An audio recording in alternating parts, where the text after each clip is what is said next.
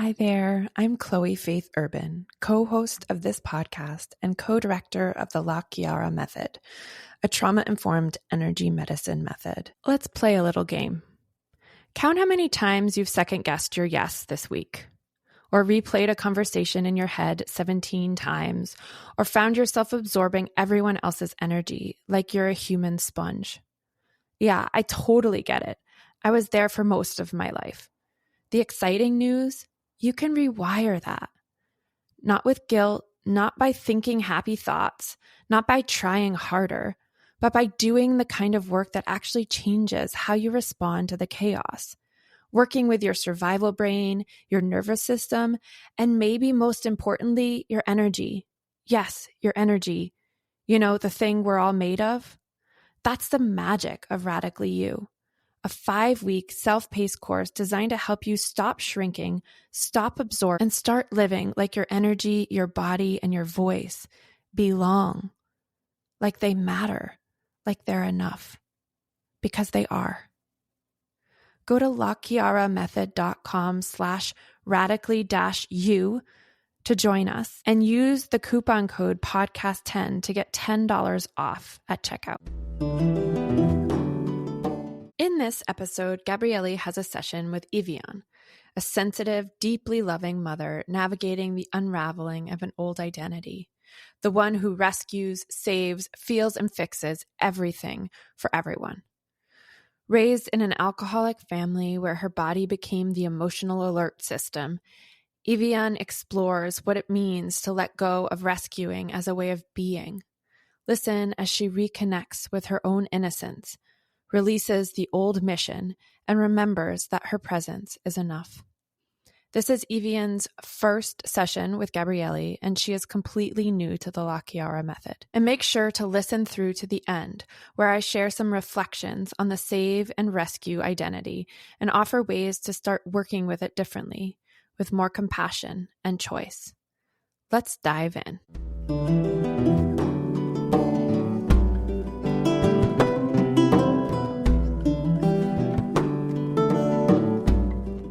Hello. Hi. Hi. Welcome to your podcast session. Thank you. You're welcome. I'm so happy to have you here, and thank you for jumping in. I'm acknowledging for us, for you, for both of us, that this is your first time meeting me. Yes. And a first time session. So we really just get to go on this ride together. So I appreciate your courage. Thank you. Yeah, I am a little nervous, but I'm also excited, and I feel confident that I'm in good hands. Thank you. Mm-hmm. Yeah, I get nervous too. I think it's just part of the process. I got a little of the buzzies. Because of that, let's just take a second and maybe take some deliberate breaths and some space in any way that you need to just land in your body so that we can really feel for what you're asking for, kind of like the deeper conscious asks and the unconscious asks. Okay? Okay.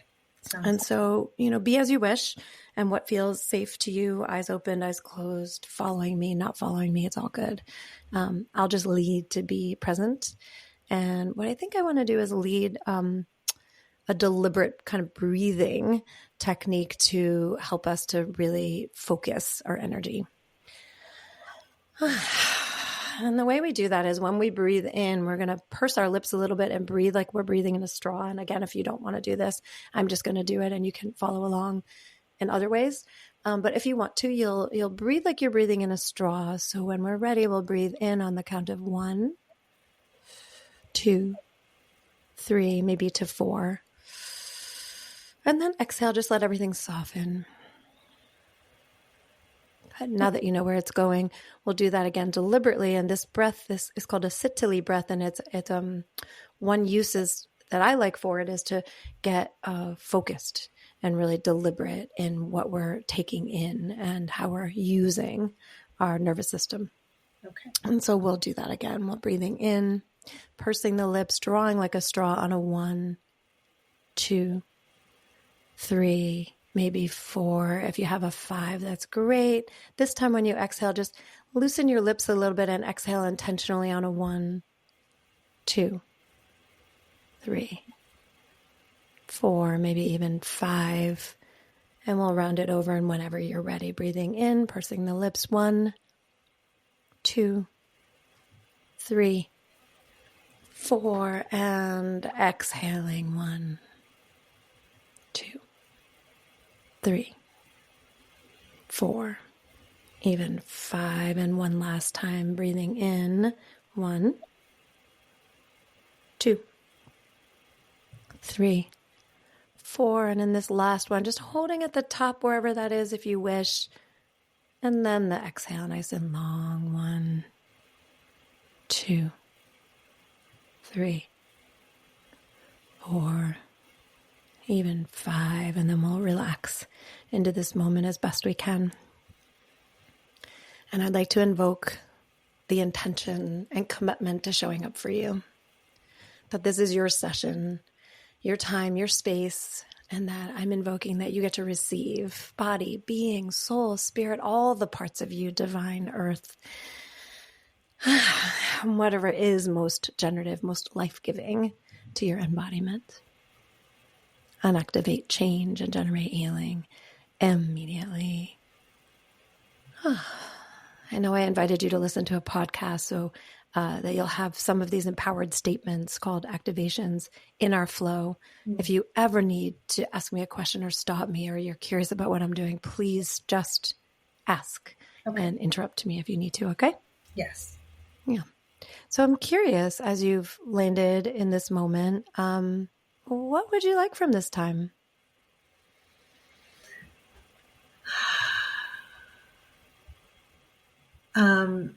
That's a really good question. $1 million question. Yeah. What would I like from this time? I'm in a transition. And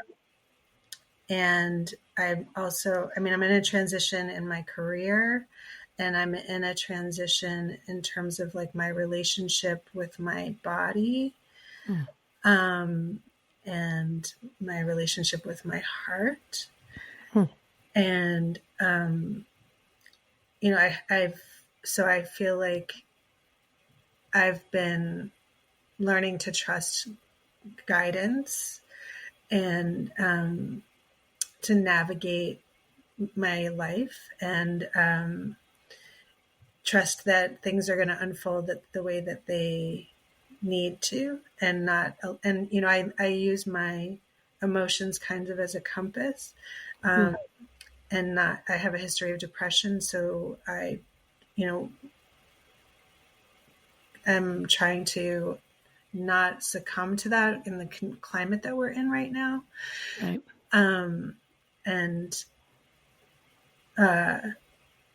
I'm struggling with replacing negative habits or harmful habits with things that nourish me, like in terms of my sleep, in terms of my media consumption, making sure I'm getting enough movement, having structure in my life. That these are the things that I'm struggling with. Right. And so I'm not really sure exactly what this session can bring, but I'm just kind of naming where I am at right now in my process. Yeah. It sounds like you're in a big moment, and that it's inclusive to a lot of your parts of your life, is what I was hearing as you were speaking. And I was having an interesting experience, and so I like to share sort of how I feel what you're saying, not just how I listen to what you're saying. So as I was listening to your words, I was feeling these moments of dissociation almost, where like I could feel an energy of wanting to like hover over, be on the other side of what's happening and not in what's happening. And I just didn't know if that's something familiar to you, if that's a pattern in your own relationship to self and life, and especially during change, or if I was feeling something else, and it could be either. I've never identified with experiencing dissociation. Interesting. So that is interesting. Yeah. So let's get curious on maybe what that was about. Usually there's information in whatever I'm experiencing with the connection. And it doesn't have to be that literal. Like sometimes it is like, yes, I do that. In this case, I'm very curious about what my brain, what my own embodiment was perceiving, right, in that. So, yeah, I mean, I feel like there's a sense of wanting to control what, what's happening where things feel very out of control. Yeah. Yeah. That's kind of. That makes sense. And I may just be feeling overwhelmed, which has that same Completely. sensation. Yes. Right. Of just feeling like, whoa, I'm wanting to pull back in a way, but that's also a way of just feeling flooded. Yeah. So that could be what I was sensing. There's so much overwhelm, Gabrielle. I have so many shivers all over my body too.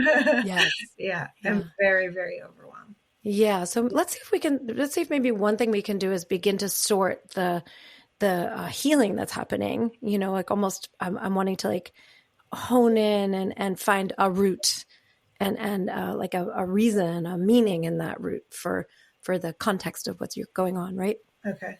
I'm not sure how we'll do that, but let's do that. Okay. We'll just try it. All right. So what's occurring to me is maybe to start you on a discovery process. And those are the, when we kind of dive into a question or questions that sometimes are nonsensical, sometimes they are very logical. Okay. But mostly to feel, not like to really feel the questions and where they bring us so that we can get into that material that's unconscious in the midst of everything else going on. So it's interesting because now this is another thing that happens in sessions where like my voice wants to close down. Yeah. And there's something about the will and the voice, your will and your voice and your power really that I'm almost, my body is showing me a recoil. So that's another interesting symptom. Yeah. Yep. Huh. Yeah. So like, what does being in your power mean to you? What's the first thing that comes up? Wow. Yeah.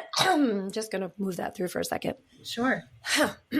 Activate change and generate healing immediately. Woo.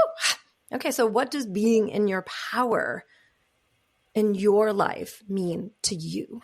That's a big question. That's huge. Yeah. I mean, how it's been, whether I liked it or not, I'm a mother and a wife and kind of the head of household. And, had to kind of step into the one who navigates that everything, the one who, the mental workload that we all carry as women, as mothers. Yeah. And the emotional holding, and my family, ooh, that brought tears. So, so my power is like, is in my emotions. Yeah, I just also, so let's pause on it because it's in your emotions, but it like supercharged when it came to the word family.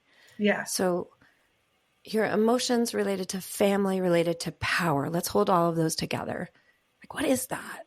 What's that part of you? Emotions, power, family. What comes up just feeling those words? And it can be it can be sensation. It doesn't have to be logical. Yeah. So I feel like I'm kind of the emotional compass for the mental health of my family and well-being, and myself as well. And I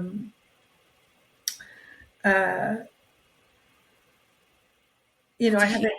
That's a huge job.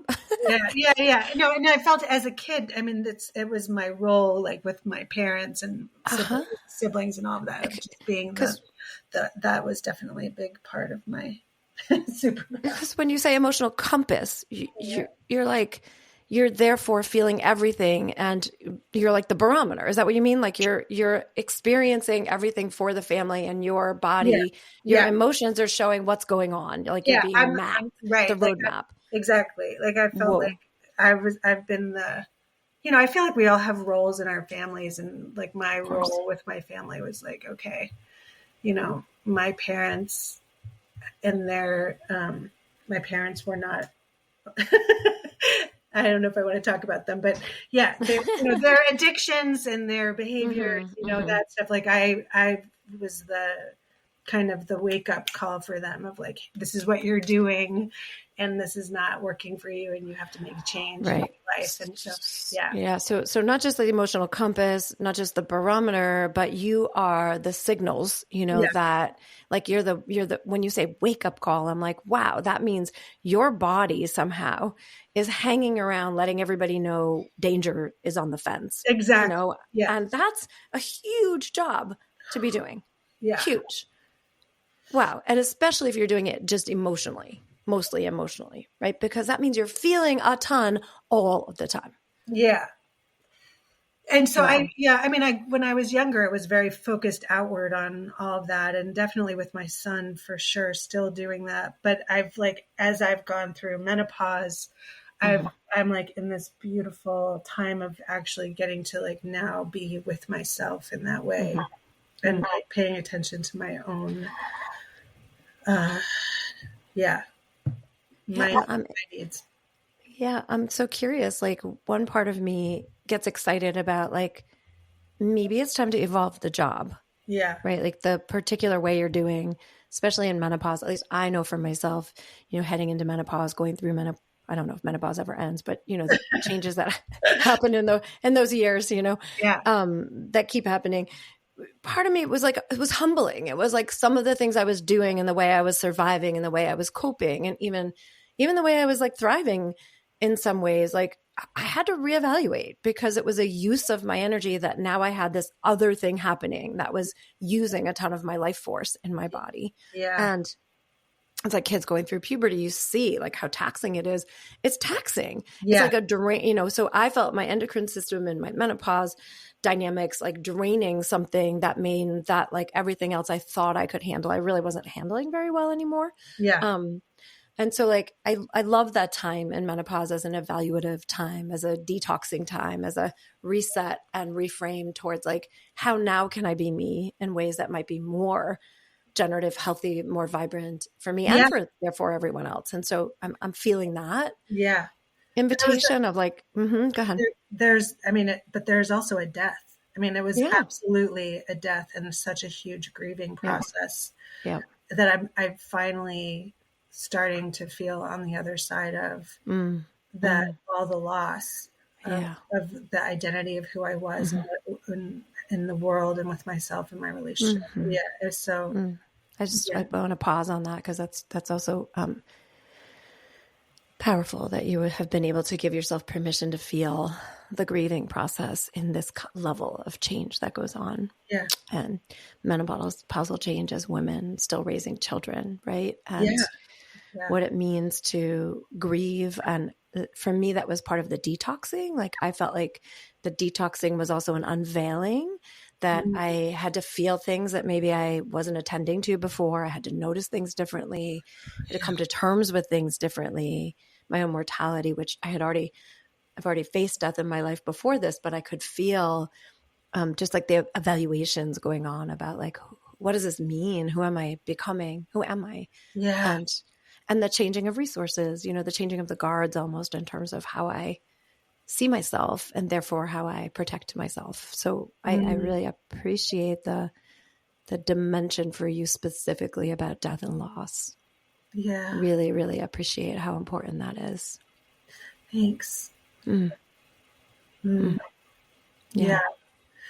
Yeah. So I think that's part of this transition that I'm talking about in terms of like my relationship to my power has changed. Like, and I have this story of myself as like that, that rescuer or emotional barometer or whatever. And I feel like my power is something different now that I'm trying to like more of an alignment with myself and my purpose. I love that. And I love that. So maybe we step in for a minute and do some clearing so that we can use clearing so that we can get in more, not so that we can run away from an issue, but so that we can really hone into it. Yeah. And part of me is like, can we do some clearings around power and the uses of power up until now of you, what power has meant to you, so that we can then lens and feel what it might be meaning at this juncture and how to, it's like I can see the breakup letter, that you're going to write to yourself, to the part of you that was like, there was me who put saving and rescuing at the top of the list of my power. And I used my gifts, my abilities, my secret magical, powers inside myself to play this game and this role in life to protect people. And wait a minute, maybe I can't do that anymore. Or maybe I don't even want to. And like, what if I break up with that part of myself? Where does it transmute to? And this is what you just said you were doing. So like, just catching it all. So are you comfortable if I just run a few clearings to move some of that energy to see if we can really hone in on what is changing? Okay, good. Sounds good. Yeah. I like to call it the points of creation. I learned that from a different body of knowledge at some point, like that you can aim in at the very point, the moment in time that something began. So going to all those moments of time of the beginning, be it in this lifetime or other lifetimes, where you chose power and to use your power for saving, rescuing, being the barometer, the emotional guidepost for others, specific to family. And where you have allowed yourself to be in that position, in that role, and even wanted that, craved it, yearned it, and fulfilled part of your destiny, which is to save and rescue people that you love. And activate change and generate healing immediately. And for how many lifetimes have you carried the torch of saving, rescuing, and using your body, even compromising it and being scapegoated in it as a way of saving others?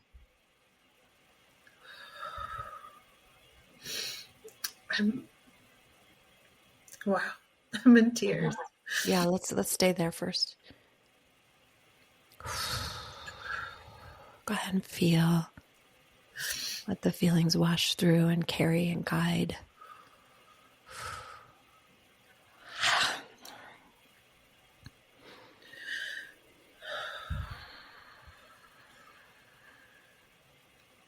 Good. And whenever you're ready, if you want to share anything that is coming through. I just,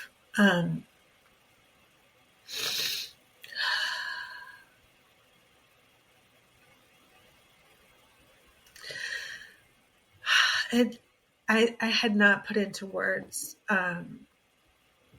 the need to break that pattern specifically, and I love that idea of like breaking up with that part of myself, right? And like really having closure. Like I just was let go. I work for the federal government, and I was just let go from my job, and I did like a really, really good job of taking care of myself and having really good closure with integrity. With that job. And amazing. Like it was so important to me to have closure and take care of myself. And it's interesting that I haven't thought about how to do that in terms of those old patterns in my emotional self, my relationships with my family. Yeah. And we have to, I think, because that's how we contain them, right? Because it's I mean, first of all, there's a coping skill in what you've done. We're not breaking up with that forever. We're saying, I'm going to put you on the shelf as a choice. Yeah. You just aren't going to lead the show anymore. Like if that's the only thing I'm doing and that's the primary importance, and my survival brain is like, unless you're doing this, nobody's alive anymore. Right. And that's one way, right? But if we're saying, no, I want to break up with this identity, really, this part of me that decided that it has to be the leading force all the time, and look at what else could lead. And again, I like to keep them. I think it's so important that our coping skills are honored and that we cherish them and we hold them up as a choice. Yeah. At any given moment, if somebody in your family needs to be saved or rescued, I think you'll do it.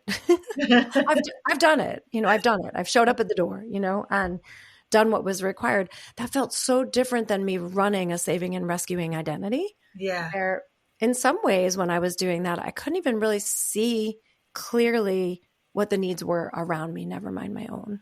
Right. I was just in it.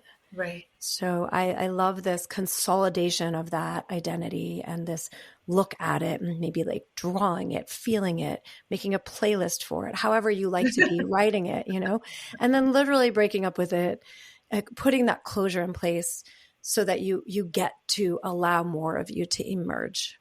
Well, I think what's coming up for me is that that's not the kind of role I want to play in my relationships, in my friendships, and like, you know, that was been like my way of connecting is you know, is that's how I've navigated the world is you know, seen as someone who, how can I be of service? How can I help? And instead of just getting to be just me, and being a little bit lighter, a little bit more playful, and not always just going into the deep, dark places all the time because it's intense all the time. Right.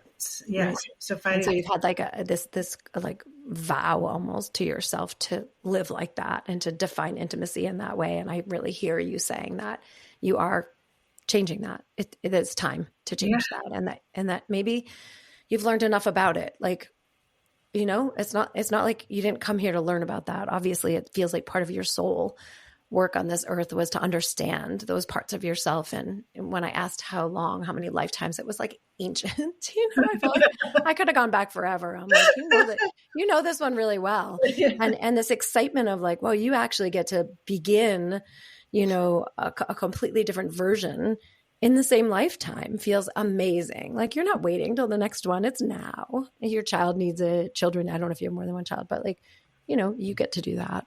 Mm-hmm. Yeah. Yeah. Yeah. Wow. So again, let's sweep clear anything that blocks you from seeing, perceiving, and knowing what you're saying no to. And therefore what you get to say yes to, and activate change and generate healing immediately. So if power in you is not what you think it is, what else might it be?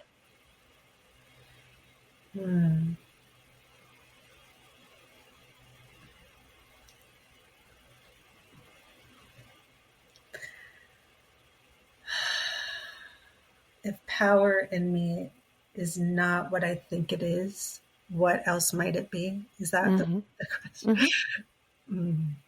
Yeah. Yeah. I mean, I think it's love. Beautiful. So all of the ways in which love and saving and rescuing became the same thing, are you willing to detangle? Yes. Okay, good. So let's begin the process. You know, I'm thinking you're going to look out in a year and there's going to be a lot of change that happened related to this orientation of the way you love, the way you said connect. That's like deep love for others, compassion, connection, wanting to belong, to be with, right? And this detangling of, well, that doesn't have to mean power and the way I've known it. It's not the only way to find your power in relationships or to empower others, right? Is there other ways to do it? So let's detangle, energetically detangle and snip the cords and the, you know, like I see my hair all knotted up or something, you know, it's like, put the detangler in there, you know, like that's always an issue with me. I need some good detangler. I do. Right. So you really know that it's like, oh, not again, you know, try to get your fingers through your hair and it's like, you know, so all of the tangled, you know, hairy mess of where love, power and self-sacrifice and saving and rescuing and martyrdom and being used, being maybe even abused sometimes and or scapegoated has been part of a dynamic of your identity and the way you have proven that you will love and live from love on this earth. Ooh, activate change and generate healing immediately. And therefore, if love and power are not what you think they are, what else might they be? If love and power are not what you think they are, what you have been thinking they are, conscious or unconscious, what else could they be? I need to just sit with that for a minute. Yeah, take your time. And I can say it again. Just take a few breaths and then I'll bring the question back in. As we detangle and melt all the knotted, places. Yeah. I mean, I think it's just presence. Beautiful. So if your presence is enough, what would it feel like to be you? Joyful. Activate change and generate healing immediately. Wow. If your presence were enough, who would you become? If my presence were enough, who would I become? Mm-hmm. I don't know how to answer that question. Good. So because the tangled knot is right, that like somewhere along the line, it wasn't enough to just be present, right? It became, you had to do more. And then that became so much more, or lives were at risk, or your life was at risk, or so there was enough danger that presence became this action of giving and modulating the world through your emotions and being the red flags for danger and waking people up and therefore saving and rescuing. And if we're saying, well, wait a minute, that's just a way, it's just an identity and a way of expressing love. It's a way of finding power in a universe where you felt very distant. I mean, I can't imagine that you weren't feeling really unsafe. What a powerful, important thing you did as a child, which is to find a job that you could do that made you feel important and useful and safer, right? Mm-hmm. Super smart. Super, super smart. We're saying, wow, that job, what a great job you did. And you know what? Maybe you don't have to live like that anymore. And you could restore the innocence of a child whose presence is enough. Have you ever looked at your baby and said, you're enough? Oh. Like, you don't have to change for me. You don't have to do it differently. You don't have to smile today if you don't want to, like, right? Mm-hmm. Right. Right. Find a moment as a mama where you've witnessed your child in their innocence and their enoughness, where nothing needed to change, or maybe imperfect or not, but you could breathe and just be in the absolute love and glow of this being who chose to come into your world. Such a gift. Completely. Yeah, let's bring that into you, and let's restore and reparent the part of you that missed the opportunity to have a lot of that. A lot of moments over and over and over where the parents around you, the people around you said, it's not your fault. It's not your problem. You're enough. Just be you. We've got this, right? You're safe because we'll do our work. You get to just be the innocence of you. And invoking that you get to receive more of your own presence. And remember, restore, reparent the innocence of you, where you get to forget any jobs and just be, because you are enough, because you're born of nature. Nothing to earn, nothing to fix, nothing to save, nothing to figure out. And activating the divinity in the cells and particles of your body to restore and remember that you are enough. Your presence is plenty.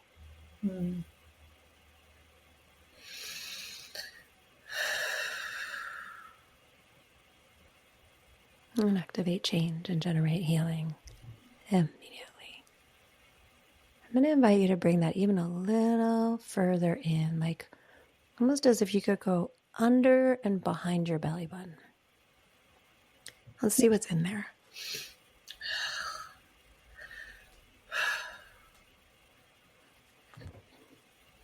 It definitely feels like a tightness.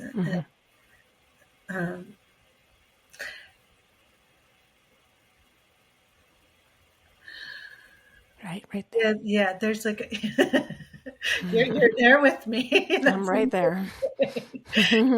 There's an emptiness, right? There's an aching. There's a longing. Yeah, that's what I was feeling. Yeah. And I want to feel it with you because it's so important. It means you haven't given up. It means you never really gave up on what you know is your birthright and what you know deep inside, which is that you are enough.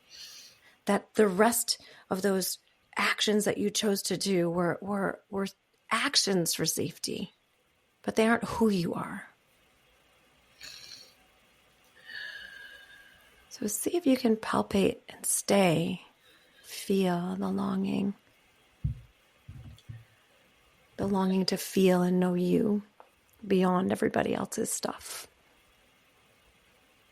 The longing to remember your own innocence, your own preciousness.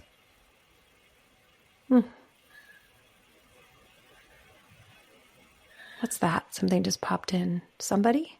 My grandmother. Oh yeah, that was fast. Tell me about that. I don't know if I can. Okay. You don't have to stay there then. Just stay in it. I feel her with me all the time. Good. Yeah. Right. She is your pulse. She holds the pulse of your innocence, your preciousness, your enoughness. Yeah. So much love. Good.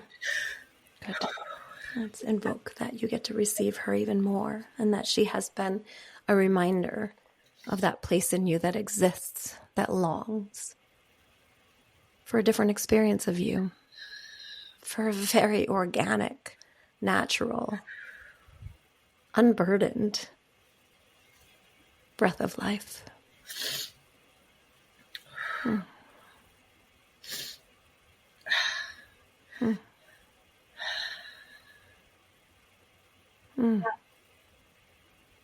She shows a ceremony of some sort. It might be making matzo balls. Oh, there you go. I'm like, what is that? What is she doing? I love it. That's perfect.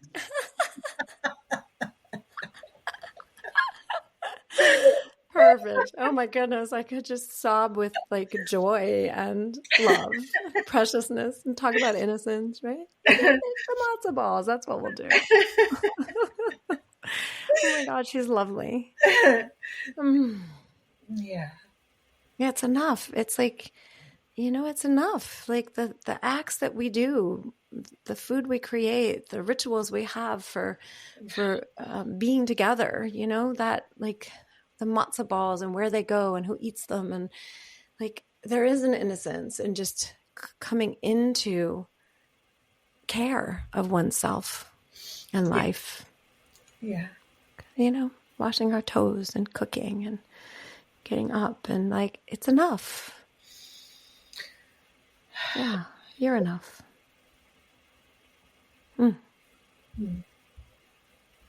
Wow. Powerful. Yeah. Good.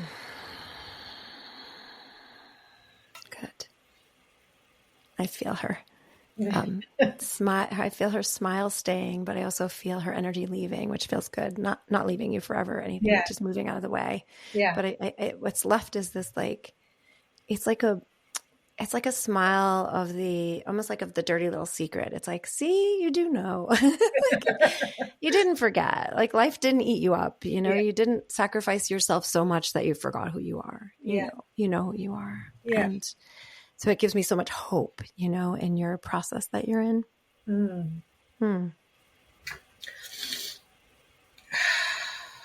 Wow.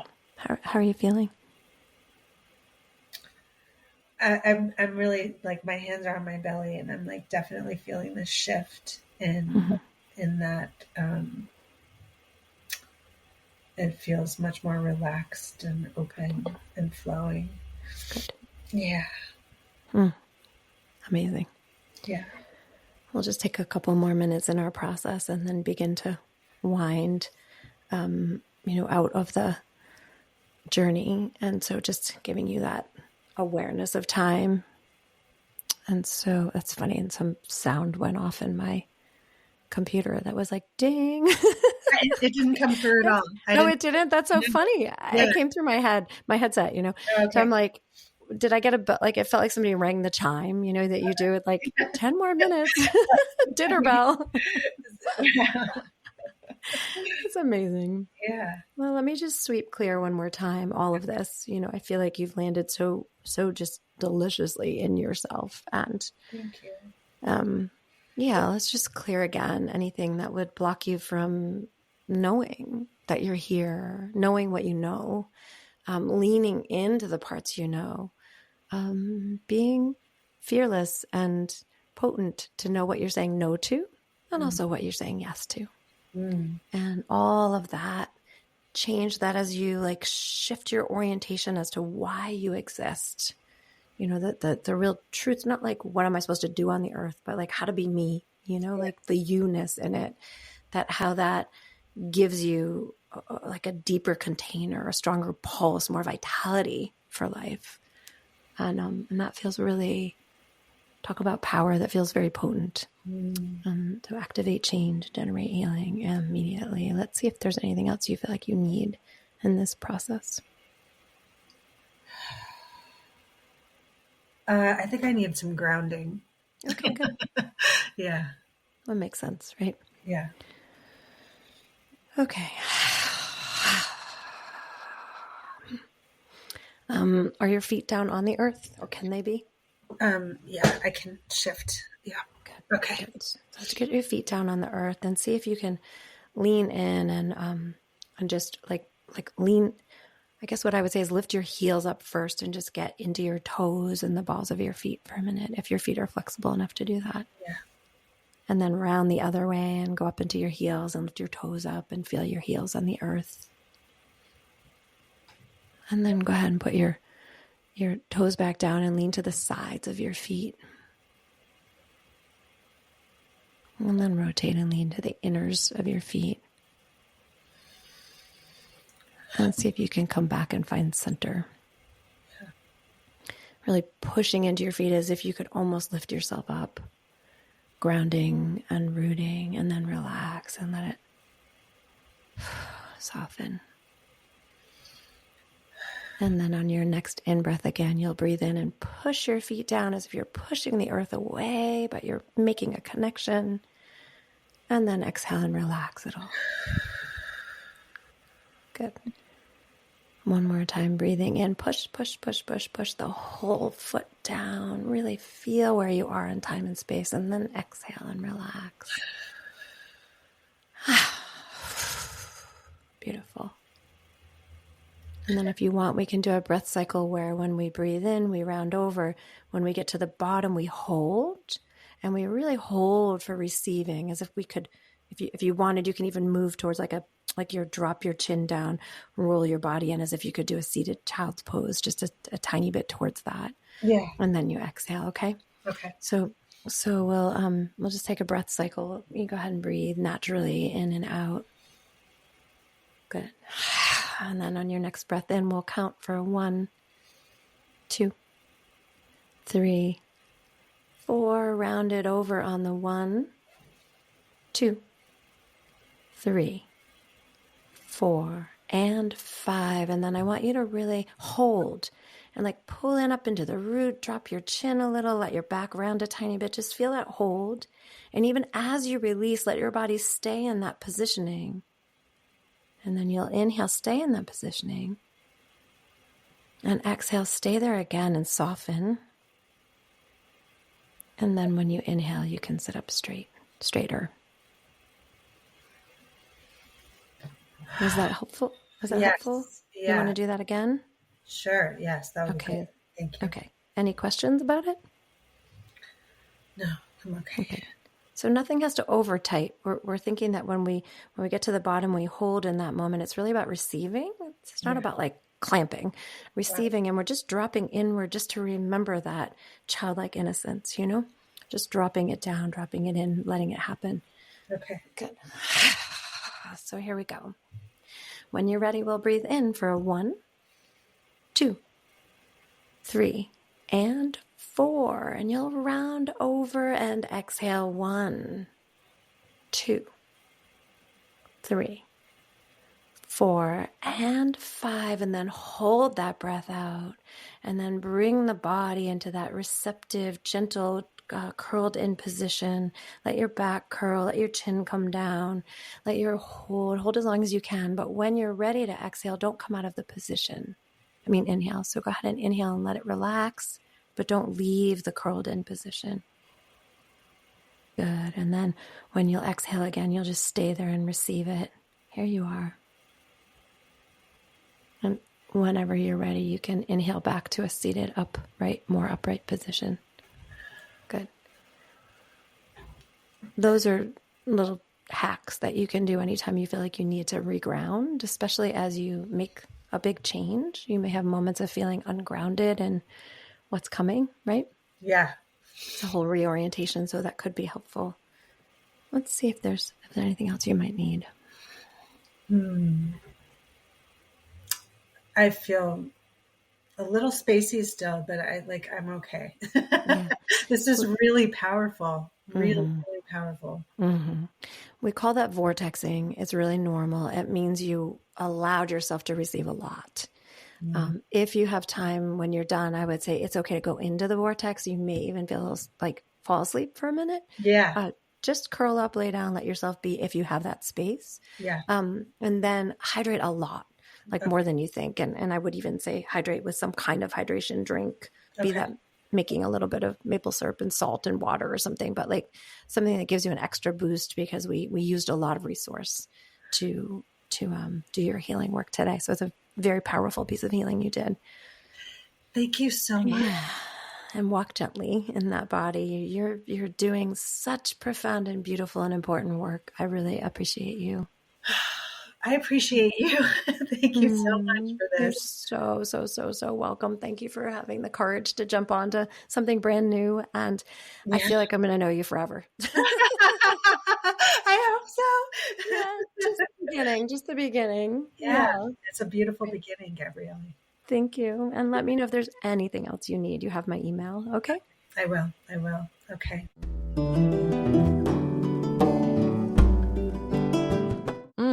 What a powerful, tender, and truth-filled session. Just so beautiful.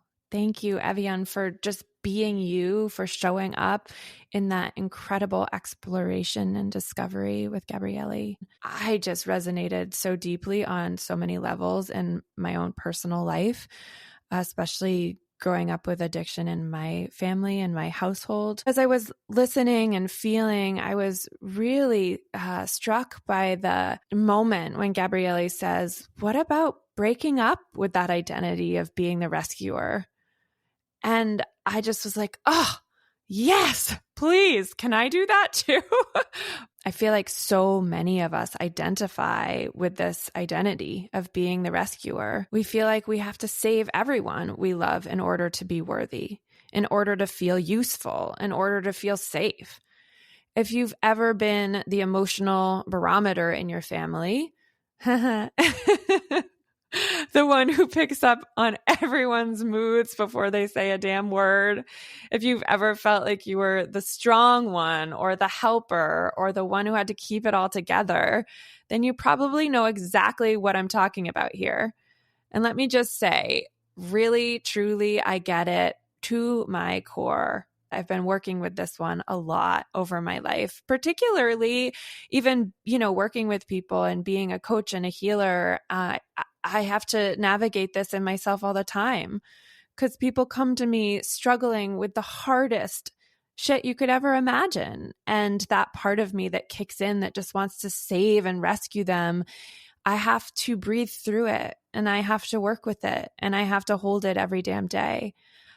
But when I put that aside, the healing that comes when you just trust in the person that's in front of you, that they can heal and transform and find the wisdom they need in themselves and in the space together, it's freaking powerful. But certainly I know that pattern so well. The part of me that learned early on, if I can help enough, maybe I'll be safe. If I can fix this, maybe I'll be enough. If I can carry it all, maybe no one will fall apart around me. And it makes sense, especially when you grew up in a home where there's addiction or mental health struggles, violence, or just plain chaos. Taking care of others becomes a kind of superpower. And in some ways, it is. And it may have been exactly the thing that helped you survive in the family. But here's the thing. I mean, that identity, it gets so exhausting, not just physically, but emotionally and spiritually. Because when you're always in rescue mode, there's no real room for you. No room for your own feelings, your own needs, your own becoming. Because the truth that I've learned is I can still love deeply. I can still care. I can still be a powerful, intuitive, emotionally attuned human being without abandoning myself, without shape-shifting to meet everyone else's needs, without going to the deepest, darkest places every time just because I can do that, just because I know it so well. I'm really seeing, and I loved in this session, where she asks, like, wow, what if that's the old soul contract? What if that's the former job description, right? And something else happens too in these dynamics. It's kind of a paradox, really. When you show up trying to save someone, even with the best intentions, it can actually feel awful on the receiving end. Why, you might be asking? Well, because it can come with an invisible message. Like, I don't trust you can handle this. You need me to fix this for you. You're not strong enough. And that can really make people push you away or shut down or feel small, even when you're just trying to help. And the worst part is it can stir up shame. And when shame comes in, most of the time, all bets are off. A lot of people are allergic to shame. And the minute it kicks up, they are out of there as fast as they possibly can be. And I don't think that that's exactly what we'd want, right? We don't always realize it, but sometimes what looks like love is actually a kind of control. Not because we're bad people, but because we're scared. We want to stop the suffering. We want to make things better. And maybe deep down, we need to feel needed. Then the question that comes up is, what if helping didn't have to mean rescuing? What if love didn't have to look like fixing? What if your presence, your calm, your listening, your boundaries, your truth was enough? I've spent years trying to find that balance in myself. For a long time, I tried to shut off that part of me completely, the part that wants to save everyone. I made it wrong, I buried it, but the desire never went away. It just got louder in weird ways, like anxiety and burnout or random sadness I couldn't explain. And then I realized the desire to save people isn't the problem. It's how we move with that desire that matters. Trying to rescue someone from their pain if they're not asking for your help can actually short-circuit their growth altogether. It can interrupt the lessons they're meant to learn. It can leave us feeling overextended and misunderstood. But if we can stay in the feeling, that longing to help, to love, to care, and still let others walk their path, that's when some really powerful shit can happen. We get to stay connected to our big, tender hearts without losing ourselves in someone else's story or their pain or their distortions. This is all way easier said than done, I know. I really do know, trust me, from experience, especially when people you love the most are making incredibly scary, harmful decisions. We see this so much with families struggling with addiction or severe mental health issues. Sadly, no matter how hard we might try, if someone doesn't want to get clean or get help or doesn't have the capacity or brain chemistry, it's completely devastating and can be not only heartbreaking, but terrifying. And when that's at play, the job becomes something different. And I won't get too far down that road today, although I just want to mention there are many incredible resources out there for families of addicts and people struggling with mental health issues. But coming back to the more internal work here, when we're not dealing with the most extreme cases, what if instead of rushing in to save or rescue, we pause, take a breath? Maybe we ask, am I trying to fix this so I don't have to feel uncomfortable? Am I offering support or am I trying to control the outcome? Do I trust this person's strength or am I only trusting my own? And maybe, just maybe, we start letting people be in their pain, not because we don't love them, but because we do. Because we believe in their resilience, because we know they're capable. because we want them to find their own power, not just borrow ours forever, right? This doesn't mean we stop caring. It doesn't mean we never help.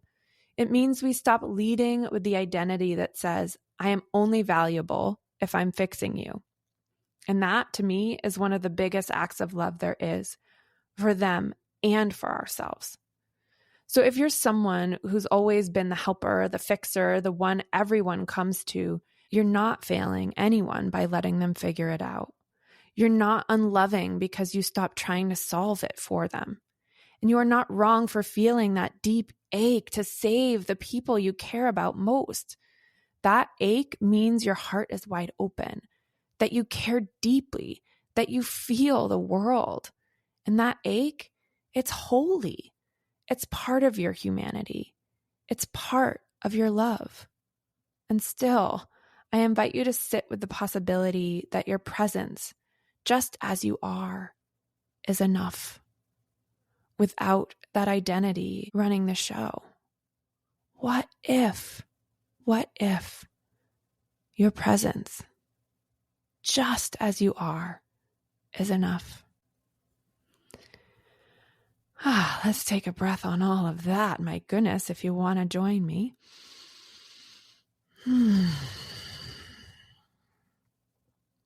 And just offering, if you want, let's clear any way, shape, or form in which you've decided that being the rescuer, the fixer, the saver is the thing that's given you value, that has made you enough.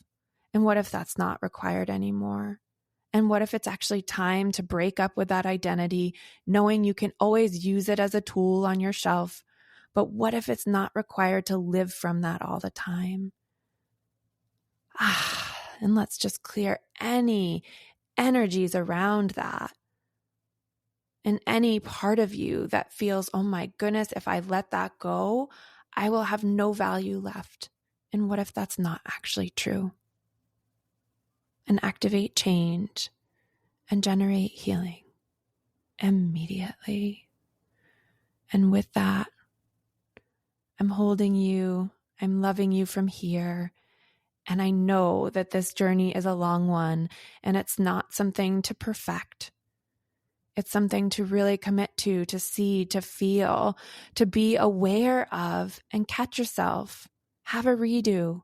Do whatever it takes to begin to interrupt the patterns, the cycles, and see what begins to change in your life and in your relationships. And as always, if you ever want to let us know what stirs in you, you can always reach out on our website, LaChiaraMethod.com, and let us know. Thank you so much for being with us today. Until next time. Thank you so much for being a part of the Activate Change community. If you want even more amazing content, head over to LaChiaraMethod.com. And while you're there, be sure to join our mailing list so you don't miss a thing. You'll get instant access to our ultimate self-care bundle to clear your energy, boost your vitality, and feed your soul, plus exclusive content, special invites to live events, and personal updates we don't share anywhere else. We're so grateful to be on this journey with you. See you next time. Loosen, baby. You don't have to carry the weight of the world in your muscles and bones. Let go, let go, let go. Saying a huge thank you to Ali Halpert, the incredible musician and songwriter behind the songs featured in this podcast. To hear more of Ali's music and learn more, visit alihalpert.com. You can find the link in our show notes.